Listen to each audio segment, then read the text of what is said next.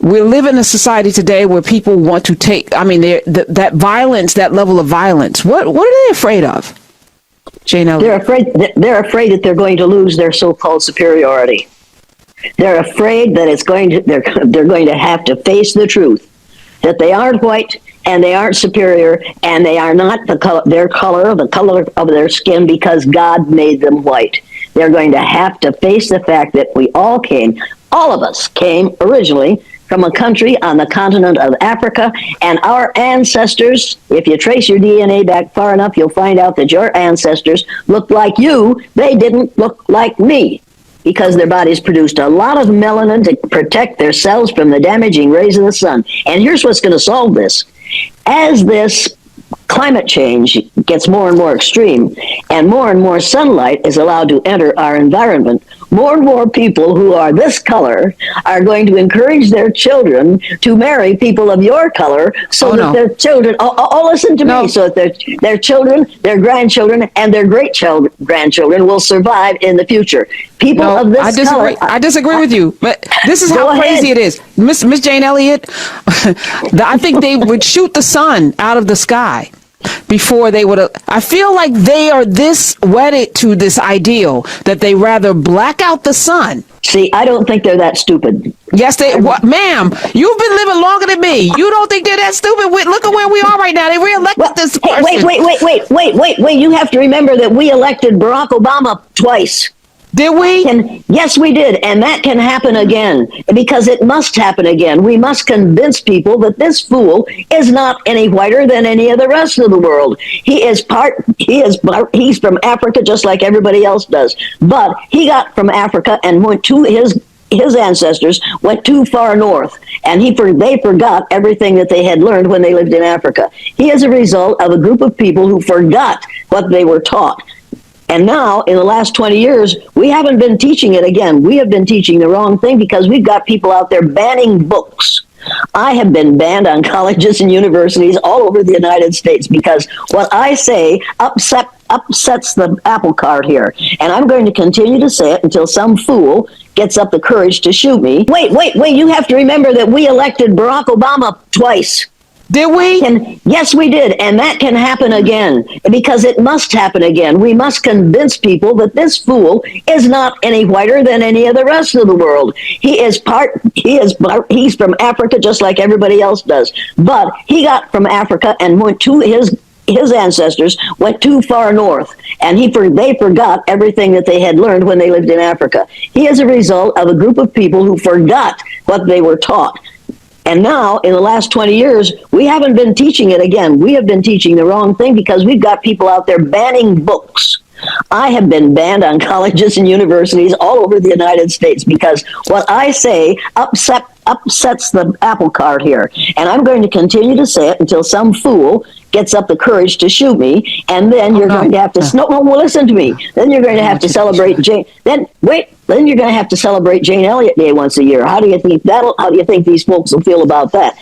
I am guaranteed to stay alive for as long as I have to because they're afraid to kill me. Because no power on earth can stop a man with a dream or an idea whose time has come. I don't know who said it, but they were right. The idea of one race and one color group, shades of brown, is an idea whose time has come. And you can deny it until hell freezes over, and it will still be the truth. You and I are 30th to 50th cousins. That's a fact.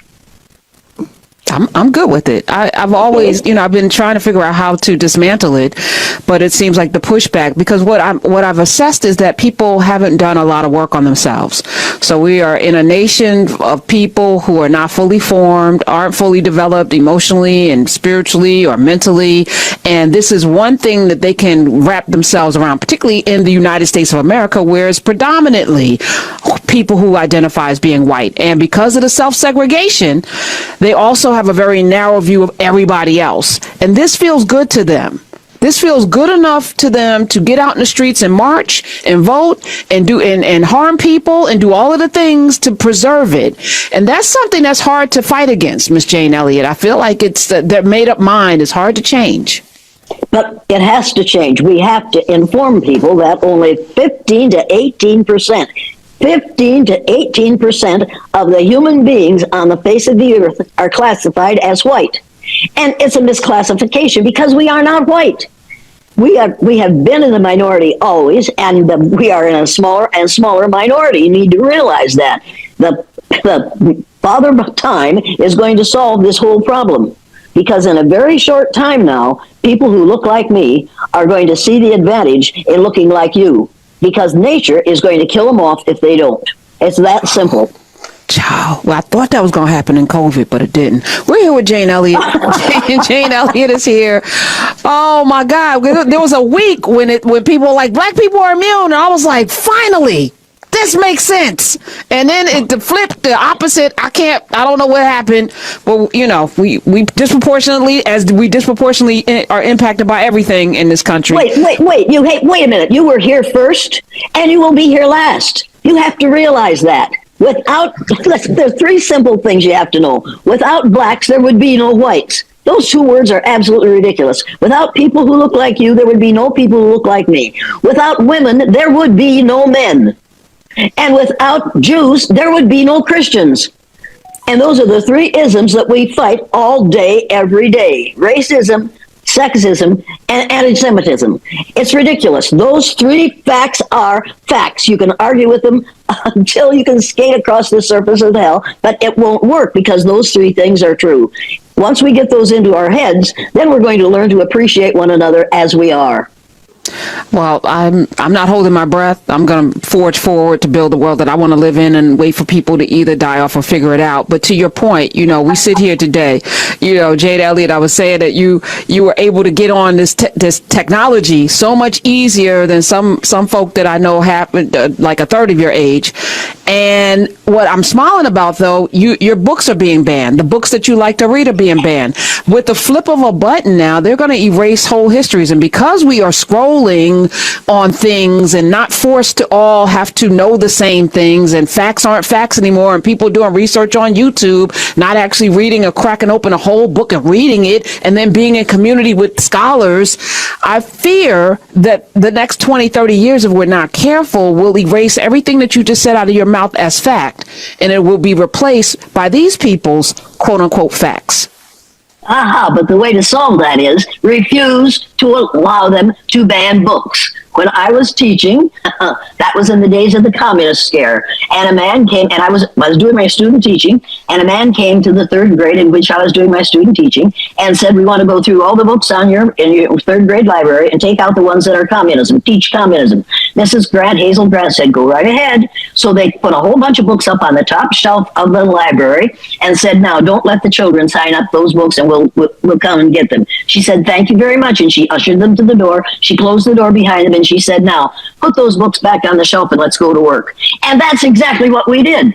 And that's what teachers have to do today. When the book banners come in, the teachers in that classroom, the educators have to say, "Show me your license to practice education. Show me your education that proves that you are capable of deciding who should or should not read which books. Show me that." Until you have a certificate that proves that you are capable of being an educator, do not come in here and tell me what to do with these books.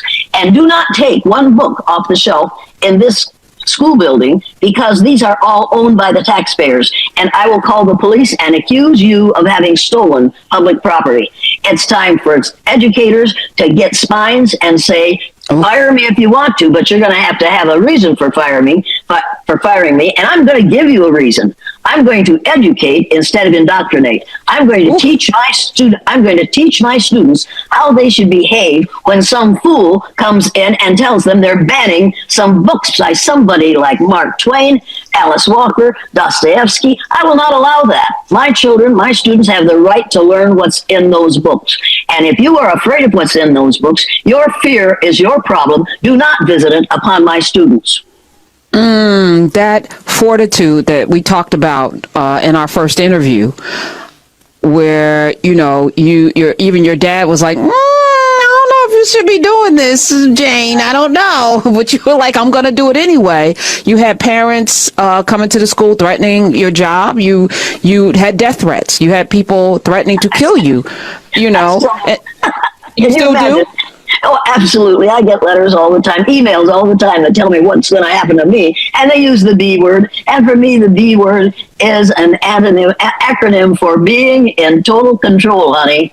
So when somebody calls me, when somebody calls me the B word, that's what I do. I laugh and I say, "You're out of control, aren't you, darling? But I am in control, and you can't take my control away from me by using that word, because for me, that word means being in total control, honey. And I'm glad you realize that I'm in control." Then they stop using it. They have no other word. Why do you think they're so angry, and why aren't there more Jane Elliots? Why are you such an anomaly? Why aren't there more people, when they find the truth, say, "Hey, this is the truth. Let's get out there and tell the truth"? Why aren't there more of you? Most women, number one, can't afford to, and are afraid to. Flex? We can't afford. Most of us are our own support. We can't afford to lose our job. I had a husband who was working, so if I had lost my job, I would not have gone hungry. Would have been not so happy, but I wouldn't have gone hungry. I could afford to stand up and say, "No more. I'm not going to tolerate this. And I'm going to teach in such a way that my students don't tolerate this." And this past August, 10 of those students who were in the film The Eye of the Storm came back to Riceville, and we met in the school where we had done the exercise, and we sat down and discussed what we had learned in the ensuing 55 years. It was absolutely magic to see those 60 and 62-year-old people say, at this point, one of them said, "You taught us the truth.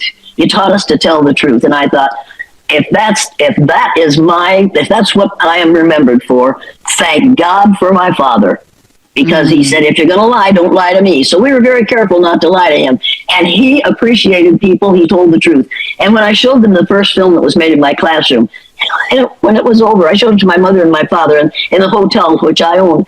And he stood up after it was over and took his red handkerchief out of the back pocket of his bib overalls, blew his nose, wiped his eyes, and said, "I wish somebody taught me that when I was 9 years old." Yeah, and now when psychologists say that's a terrible thing to do to children, I say, my father said at the age of 60, "I wish somebody had taught me that when I was 9 years old." I wish somebody had taught me that when I was 9 years old, because I would have been a different kind of teacher and a different kind of student and a different kind of human being if I had learned at 9 what my third graders learned at 9. But you somehow figured out how to teach a thing you didn't learn. The Eye of the Storm, PBS, you can go check it out, PBS series, Frontline, Jane Elliott, Riceville, Iowa, 99.9% white. But somehow you were able to bring forth this notion of what it looks like to be unfairly discriminatory towards people just because of how they came out of their mother's womb. And it was stunning. To this day, it's still stunning to see the reaction of the children and the transformation. So you learned something. You learned something, even if your dad didn't know, even if you didn't know. You learned something that I'm curious why more people aren't like you. Because they don't have to be, and because they are rewarded for not being like me. If you want to be like me, that means you want to suffer. You want people to hate you. You want people to mistrust you. You want people to wonder how long you've been crazy. And that's what I've gone through for the last 55 years. And I say to myself, every time I get one of these hateful letters, I think, I wish I could put that person through the blue-eyed, brown-eyed exercise. Because if you go through it, you don't learn about it, you learn how it feels to be there. And that's what I want. We learn by doing. I want people to go through that experience so that they find out how it feels to be on the receiving end of that which we dish out to people of color in this country on a daily basis. I want them to feel it in their hearts and in their heads instead of just thinking about it. I want them to realize how it feels. Once they find out how it feels, they will not want that to happen to their children or their grandchildren or their great-grandchildren. They will want to change the situation so that nobody has to feel less than because of somebody else's ignorance about skin color. Skin color is not the problem. Self-imposed ignorance about skin color is the problem. And that is curable. You can cure your own racism. Get a book.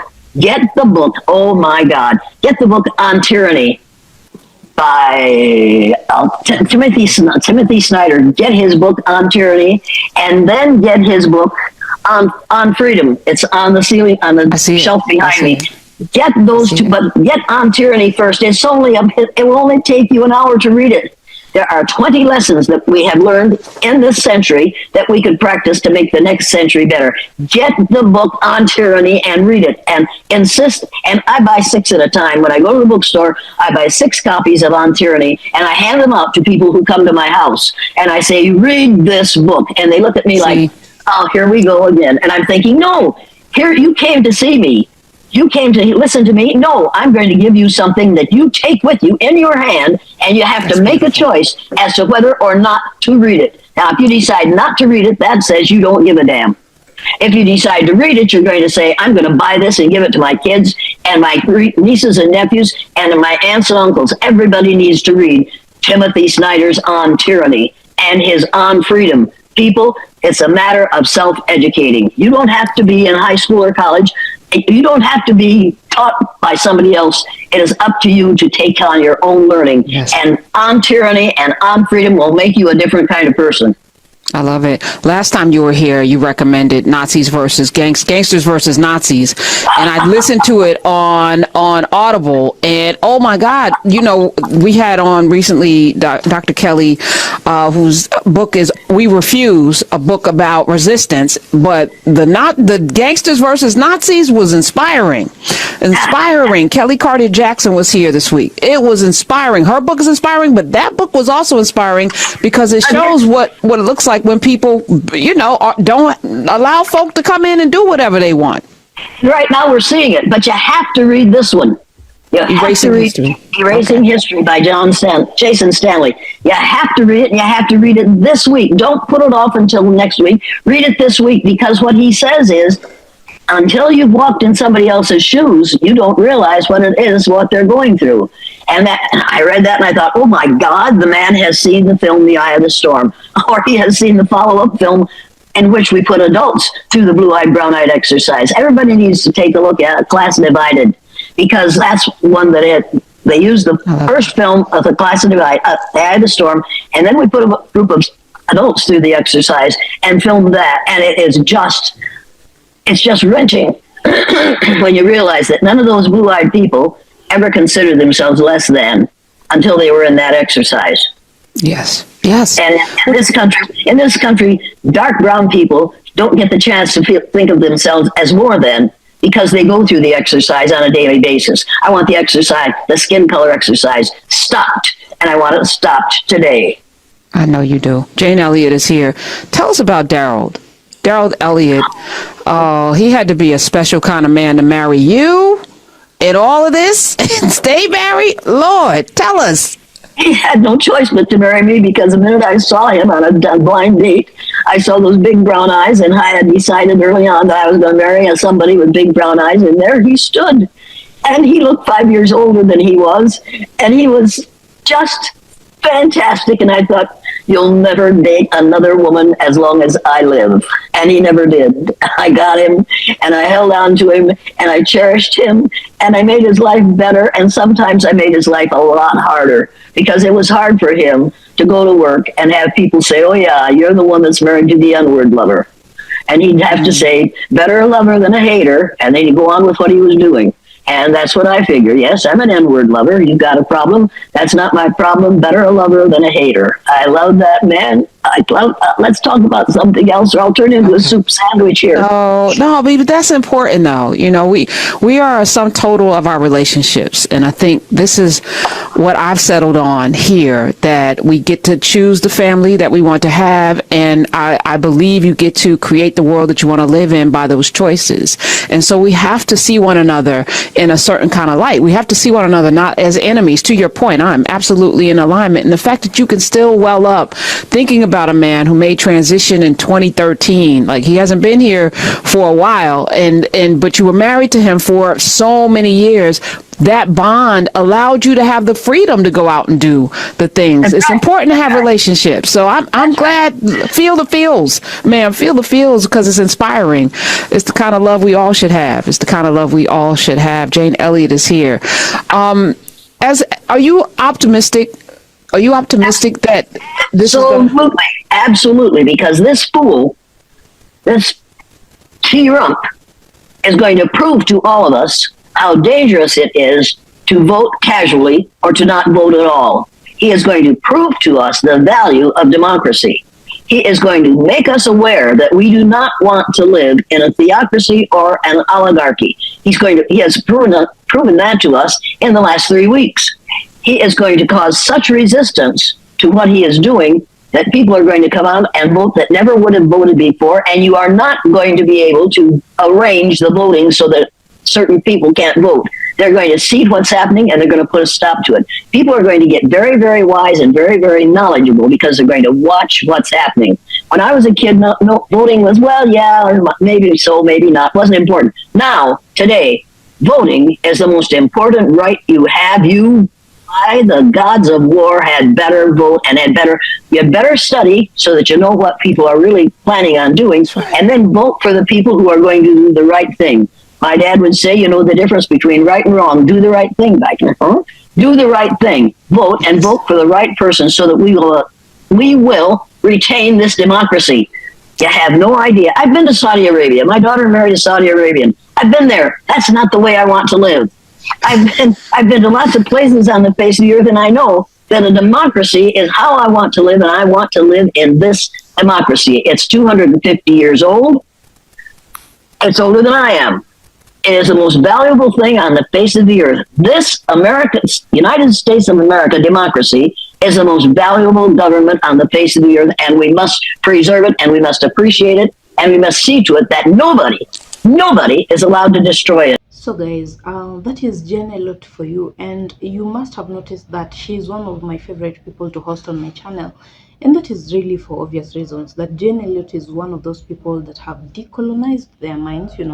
She's white and 99% white, but she has done her inner work. She has, analyzed these things, thought about them through, read books, understood the circumstances that black people go through, the things that black people have gone through in the past, the things that have shaped them, the things that have made them be who they are right now, behave the way that they behave right now.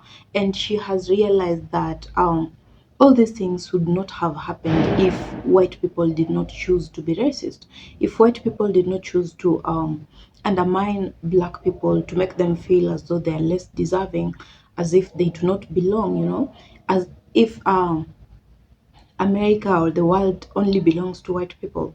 That white supremacy that we keep talking about here, that white privilege that has made white people to be very blind to the things that they have done to black people in the past, they keep doing today, and they will keep doing tomorrow, because they're not trying to do the inner work. They're not trying to interact with black people more. They're not trying to learn. There is a difference when you are just interacting with someone and when you are trying to learn something about them. Now, white people, for most of them, in this case, they have not been interested even in learning how their behavior and conduct has affected black people, be it in the past or now or in the future. They have not done the work to make sure that they do not keep doing the same thing over and over again. White people, most of them talk about, I am not racist, I'm not racist, I even have black friends. And that is not enough. Yeah, you could be having black friends, but what do you think about them when they're not there, when no one is watching you? What are your thoughts like? What something like white supremacy is not something you think about actively. It is something that is ingrained in you. You are born and bred in such a way that it's something that you need to really look into for you to understand what it means. Now, for instance, if you are a white person and you have a black friend and you graduate at the same time, look at how long it's going to take a black person to get the job. Yeah. And if you went ahead to apply in the same company or whatever place that you're working, look at how intense it is for a black person to even acquire that chance. Black people go through 10 times what white people have to go through to get into workplaces, to keep their jobs, to all these things. They have to keep proving themselves. For white people, they are white and skin color is only enough for them. As long as you're white, you can get through with anything. You can do these things without having to think twice. For them, looking for a job is not one of their nightmares. For them, keeping a job, as long as they're doing their job, that is enough. For a black person, that is not the case. Once you get the job, you have to also make sure that the people around there, when they want to use you, you have to accept. You have to be a puppet somehow, because if you don't agree to whatever they are doing, then they're going to make it so difficult for you to even keep that job. They're going to make sure that you lose that job. Now, white people do not see these things. For them, when they see a black person losing a job, they think you probably were not productive, you probably were lazy, you are not doing the right thing. What they fail to understand is the fact that black people have to keep proving themselves every single day, and going to school and being academically smart is not enough. Apparently, that is enough for white people. As long as they have done the academics part of it and they have graduated, that is all that they need to get a comfortable life, to get a good pay. Pay is another thing that we need to talk about. There are many black people that are being underpaid just because they're black. If it was a white person in the same position, they would be paid better. Yeah? That goes also for the gender wars. When it's a man that is asking for a certain job, then these people that are even employing them, they keep they even expect to pay this guy higher. But when it's a woman, they're thinking, a woman is not going to be super productive, they're not going to do the work really well, and that does not even matter if the lady that is applying for that job has outdone the man in the case of academics. That is really the almost the same case when we're talking about black people and white people in terms of privilege. Black people will have to prove themselves, just like women do. You have to keep making sure that these people see that you really can do this. When they're giving you a task, they're giving you the task, but they're not sure that you can do it. They're looking at you and asking, are you sure you can do this? I went to school for this. I have graduated for this. What do you mean you're asking if I can do that? And they do that to women many times. Same case with black people. Now, if you have never understood how these comes about, these are some of the examples, and there are even deeper examples that I have not gone into. So, anytime white people refuse, I would just like to call it refuse, because at this point there's too many resources that are able to help you learn how black people are being tormented, black people are being discriminated upon in America. It is upon you to find the resource that works well for you. There is YouTube, like this video. And I'm sure most of the white people that need to watch videos such as this, they're not watching them. They're not learning. They're not willing to learn. Their willingness to learn is something else. And there's books, yeah, there's a lot of books that people need to acquaint themselves with. Knowledge is the best thing that you can ever give to yourself and to your children. Learn about these things, know how the world runs, know how these things happen. When you're talking about black people being lazy, black people not being able to achieve this and that, also put in mind and make sure that you learn why that is happening. It is happening because the systems around them, everything that is in America and the whole world per se, everything has been designed in such a way that it is not working for black people. And at the same time, all these things have been put together, designed in such a way that they are working for white people. Yeah. Now, with that kind of understanding, you're going to understand why black people behave the way that they do. You're talking about they're arrogant, they're rude, they're violent. You will understand why that happens. And if you're psychologically smart, you know that the way someone has been raised, the way that society has received them, the reception where they go to school, where they work, all those things, they come together to make this person. And the kind of reaction that will come out of this person is really connected to everything that has happened to them since they were born. But white people want to play dumb every single time. They do not want to understand these things. Sometimes I'm even unsure, is it that they are unable to learn or they choose not to learn? It's crazy to think, because there's nothing that should be complicated here. These are things that should be straightforward, you know. This and this is happening to black people because you people have refused to do this and that. And if you do this and that, then black people are not going to be the same. If you're given equal opportunities as black people, if black people are given you know, those offices that they are well deserved of, if they are given equal opportunities in education, such things, then their ability to come out as brilliant as white people and even better is even going to be higher. Look at for example, sports. Black people, when they're given an opportunity, they just outdo everyone else. You know, that is who they are. That is how the creator made them to be, to shine, to do things and outdo, you know, everyone else. That is black people when they are given support. That is black people when society embraces them, when they are celebrated, when they are allowed to be themselves. But the problem with America is they want to always make sure that black people are looked down upon, that everything they try, they have to be questioned, you know. Why are you winning at this? Why are you better at this than white people? It is almost like it's so wrong, not even almost, it is. They make it look like it is so wrong that a black person is winning at anything. Because in their minds, in their hearts, they know that black people should never achieve anything more than they. And that is where the problem is.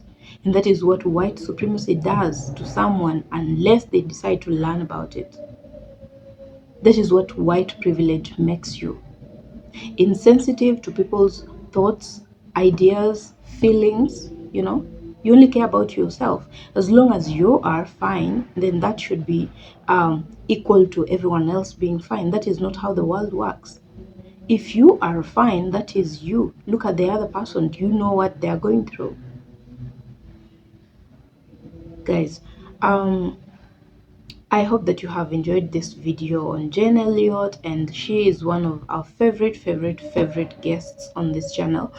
And if you're watching me for the first time, if you have never been to this channel before and you have watched to this point, I'm kindly asking you to subscribe to the channel and go to the playlist that I made for you and watch all those videos that are in there to acquaint yourself with what we do on this channel.